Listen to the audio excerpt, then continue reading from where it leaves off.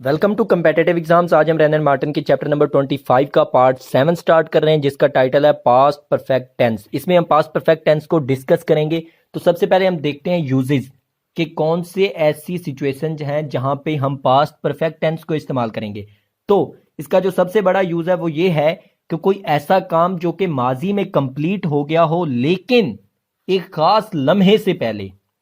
ये चीज इसमें इंपॉर्टेंट है कि माजी में जो काम कंप्लीट हो गया वो तो simple tense, simple past indefinite जो टेंस है उसमें भी यही सिचुएशन है कि माजी में जो काम कंप्लीट हो गया उसके लिए आप पास्ट इंडेफिनेट टेंस इस्तेमाल करेंगे। लेकिन यहां पे डिफरेंस क्या है, इसमें फर्क ये है कि पास्ट परफेक्ट टेंस में ये चीज शामिल है कि एक खास लम्हे से, कि यानी एक खास लम्हे से पहले वो काम कंप्लीट हुआ हो, यानी कि कोई ना कोई सिचुएशन हो, उस सिचुएशन से पहले काम का कंप्लीट होना या उस काम से या उस लम्हे से पहले काम का कंप्लीट होना पास्ट परफेक्ट टेंस में आता है। इस बात को एग्जांपल से हम ज्यादा इजीली अंडरस्टैंड करेंगे। तो पहली एग्जांपल है हमारी, I had written article before we met. अब इसी एग्जांपल में हम देखते हैं क्या बात कर रहे थे इसकी डेफिनेशन की। तो वो ये थी कि आई हैड रिटन आर्टिकल, ये हमारा पास्ट परफेक्ट का टेंस है कि मैं आई हैड रिटन आर्टिकल, मैं आर्टिकल लिख चुका था।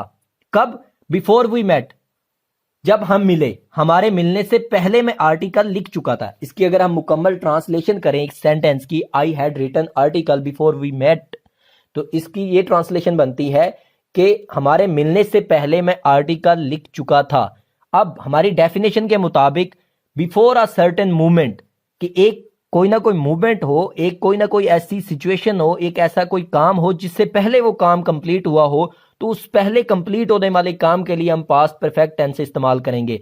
तो बिफोर वी मेट जो है ये पास्ट परफेक्ट टेंस का हिस्सा नहीं है, ये सिर्फ हमें वो मूवमेंट, वो सिचुएशन या वो काम बता रहा है जिससे पहले जो काम हुआ, काम पहले जो हुआ वो क्या है, वो है आर्टिकल का लिखा जाना।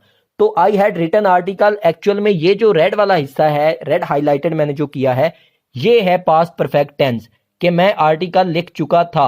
कब? Before we met. तो ये जो हमारा मिलना है ये क्या है, ये एक मूवमेंट है, इस मूवमेंट से पहले ये काम हो चुका था। तो किसी ना किसी मूवमेंट से पहले जो काम हो उस काम को शो करने के लिए हम जो टेंस इस्तेमाल करेंगे वो पास्ट परफेक्ट टेंस होगा।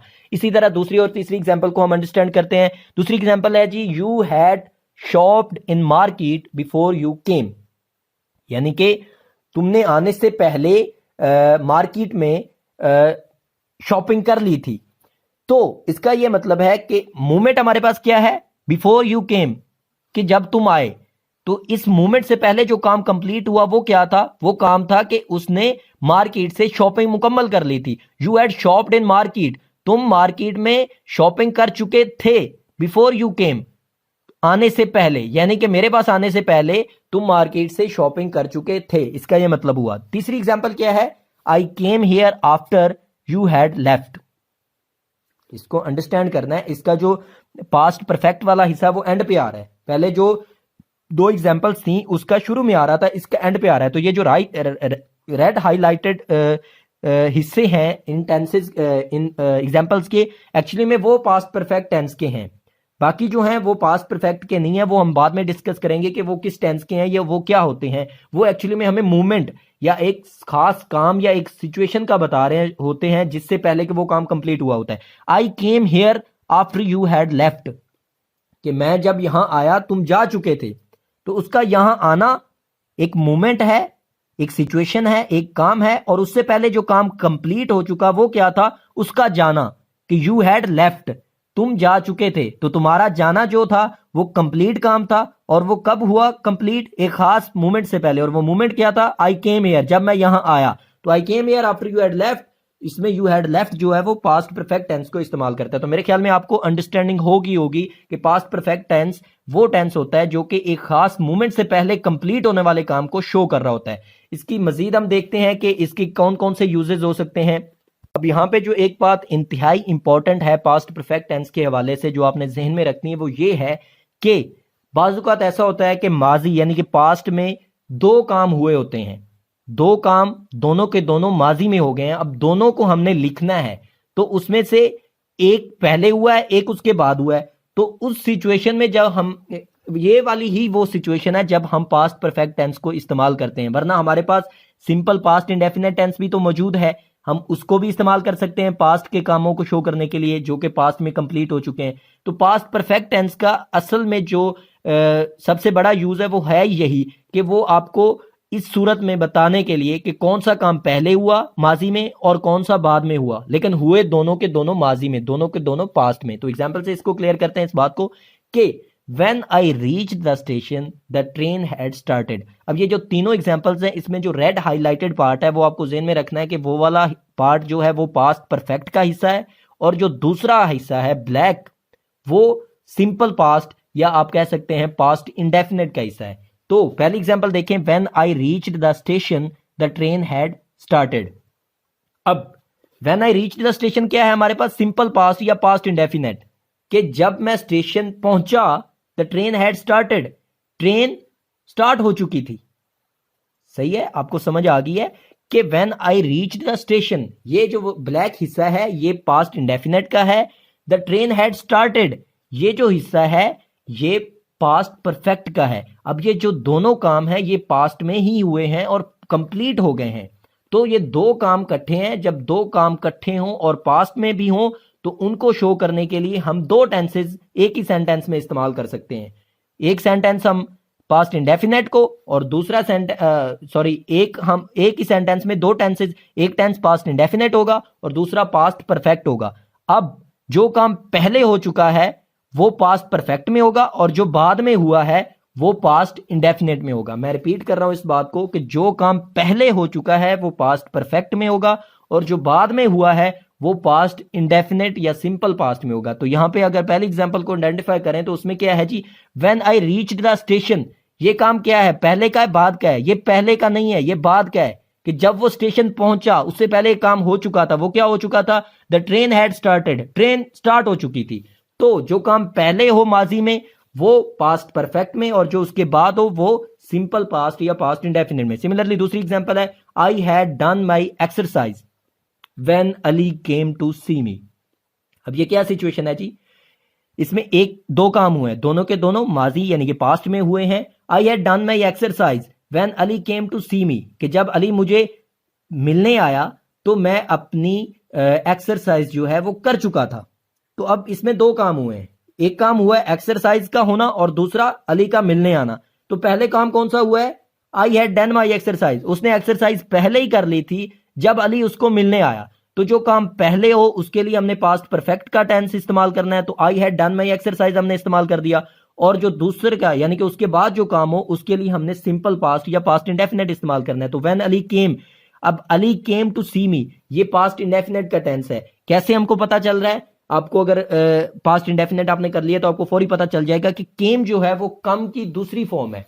तो कम की जो दूसरी फॉर्म है या पास्ट फॉर्म भी इसको बोलते हैं, तो वो आपको मैंने पहले बताया जो पास्ट फॉर्म है या वर्ब की दूसरी फॉर्म है वो सिर्फ और सिर्फ पास्ट इंडेफिनेट टेंस में इस्तेमाल होती है। बाकी जितने भी टेंसेज हैं उसमें वर्ब की दूसरी फॉर्म का इस्तेमाल कहीं भी नहीं आएगा। तो दूसरी फॉर्म जब भी आप देखें आपको फौरी पता चल जाना चाहिए कि ये पास्ट इंडेफिनेट टेंस का जुमला है। तो I had done my exercise when Ali came to see me, Ali came to see me जो है अली जो देखने आया वो बाद का काम है, तो उसमें पास्ट इंडेफिनेट और जो पहले काम मुकम्मल हो चुका है I had done my exercise वो पास्ट परफेक्ट में हो गया। तीसरी एग्जांपल भी सेम उसी वजन पे है, I had written the letter before he arrived, कि उसके आने से पहले मैं खत लिख चुका था। तो उसका आना जो है वो बाद का काम है, खत का लिखा जाना पहले का काम है। तो जो बाद का काम है उसको हम पास्ट इंडेफिनेट में शो करेंगे। तो पास्ट इंडेफिनेट में second form of the verb इस्तेमाल होती है। तो बिफोर जो है वो कनेक्ट कर रहा है, बिफोर ये जो है इसको हम बाद में पढ़ेंगे, ये कंजंक्शन होते हैं इनको हम बाद में पढ़ेंगे। तो ही अराइव्ड जो है जो वो एक्चुअली में हमारा टेंस है। तो ये ही अराइव्ड क्या है जी, ये पास्ट इंडेफिनेट टेंस है। Arrived second form of the arrive है, तो ही अराइव्ड तो ये हमारा पास्ट इंडेफिनेट टेंस हो गया। I had written the letter, मैं खत लिख चुका था, ये हमारा पास्ट परफेक्ट का टेंस हो गया। तो ये तीनों एग्जांपल से आपको मजीद क्लियर हो गया होगा कि पास्ट परफेक्ट टेंस को हमने कहां पे इस्तेमाल करना है। तो अब आते हैं हम इसके स्ट्रक्चर की तरफ। तो स्ट्रक्चर में हम देखते हैं कि पॉजिटिव या सिंपल जो सेंटेंसेस हमने बनाने होते हैं पास्ट परफेक्ट के वो कैसे बनते हैं। तो उसमें सिंपल सा इसका फॉर्मूला है, क्या है जी, सब्जेक्ट है प्लस ऑक्सिलरी वर्ब है प्लस पास्ट पार्टिसिपल है प्लस ऑब्जेक्ट है। ऑक्सिलरी वर्ब आपको पता है हेल्पिंग वर्ब को बोलते हैं, तो हेल्पिंग वर्ब इस टेंस में हमारे पास कौन सा है, सिर्फ एक हेल्पिंग वर्ब है, वो क्या है जी, हैड, HAD, हैड हमारे पास हेल्पिंग वर्ब है।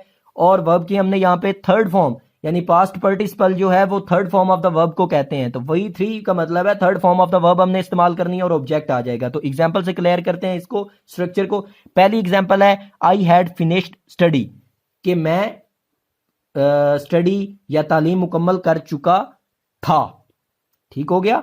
अब इसको एनालाइज करते हैं। आई क्या है, हमारा सब्जेक्ट है, हेल्पिंग वर्ब हमने हैड लगा दिया, वर्ब की थर्ड फॉर्म हमारी फिनिश्ड आ गई, फिनिश फर्स्ट फॉर्म होती है, फिनिश्ड उसकी थर्ड फॉर्म होगी, और ऑब्जेक्ट हमारा स्टडी है। सिमिलरली दूसरी एग्जांपल है ही हैड कंप्लीटेड जॉब, उसने वो काम मुकम्मल कर चुका था। ही सब्जेक्ट है हमारा, हैड जो हमारा वो हेल्पिंग वर्ब है, V3 third form of the verb completed आ गया, कंप्लीट पहली फॉर्म होती है, उसकी थर्ड फॉर्म कंप्लीटेड है, यानी कि पास्ट पार्टिसिपल भी थर्ड फॉर्म को ही बोलते हैं। और ऑब्जेक्ट जो हमारा वो जॉब आ गया, तो ही हैड कंप्लीटेड जॉब, वो काम मुकम्मल कर चुका था।